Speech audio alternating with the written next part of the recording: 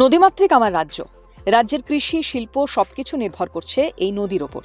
কিন্তু রাজ্যের একাধিক নদী এখন মৃত্যুর মুখে। এর পেছনে রয়েছে অজ্ঞাত এবং অবশ্যই ক্ষুদ্র স্বার্থ। মালদায় রাতের অন্ধকারে বিঘার পর বিঘা নদীর পাড় কেটে চুরি হচ্ছে বালি ও মাটি।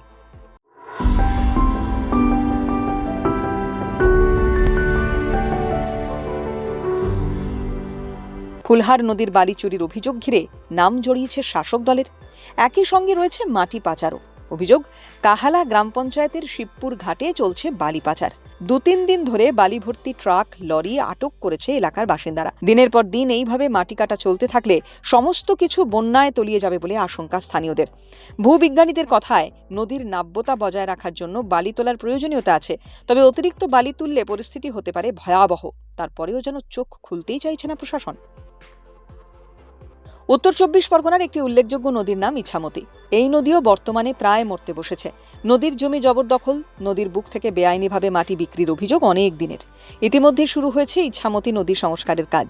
কিন্তু এই সংস্কারের কাজ নিয়েও রাজনৈতিক দড়ি টানাটানি অব্যাহত। রাজ্যের বিরোধী দলের অভিযোগ, এই সংস্কার পদ্ধতি স্বচ্ছ নয়। বিজেপির অভিযোগ, নদীর ওই এলাকা জাতীয় জলপথ দপ্তরের অধীনে। এক্ষেত্রে জাতীয় জলপথ দপ্তরের অনুমতি ছাড়াই সংস্কারের কাজ করা হচ্ছে। তবে অভিযোগ উড়িয়ে দিয়েছে শাসক শিবির।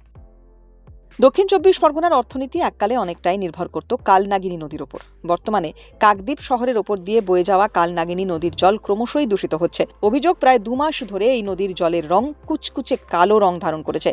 এমনকি ছড়াচ্ছে তীব্র দুর্গন্ধ। স্থানীয় বাসিন্দাদের অভিযোগ, নদীর পাশে একাধিক বেআইনি শৌচাগার রয়েছে। সেই নোংরা নদীর জলের সঙ্গে মিশে দূষণ ছড়াচ্ছে। এছাড়া বহু ব্যবসায়ী প্রতিদিন নদীর জলে আবর্জনা ফেলছে, ফলে দূষণের চিত্র আরও ভয়ঙ্কর হয়ে উঠছে। ভাটার সময় দুর্গন্ধ আরও বেড়ে যায়। পশ্চিমবঙ্গ বিজ্ঞান মঞ্চের মতে, প্রশাসনকে অতি অবশ্যই সতর্ক হতে হবে, নয়তো আগামীতে পরিণতি হবে আরও ভয়ঙ্কর। আসলে নদী এখন রাজনীতির মঞ্চে তুরুপের টেক্কা। পরিবেশ নিয়ে বৈজ্ঞানিক ভাবনা নেই বললেই চলে, যার ফলে একাধিক নদী এখন মৃত্যু মুখে। অদূর ভবিষ্যতে যার ফল ভুগতে হবে আমজনতাকেই। নদী নিয়ে এরকম আরও তথ্য জানতে সাবস্ক্রাইব করুন নির্মল গঙ্গা চ্যানেলটিকে।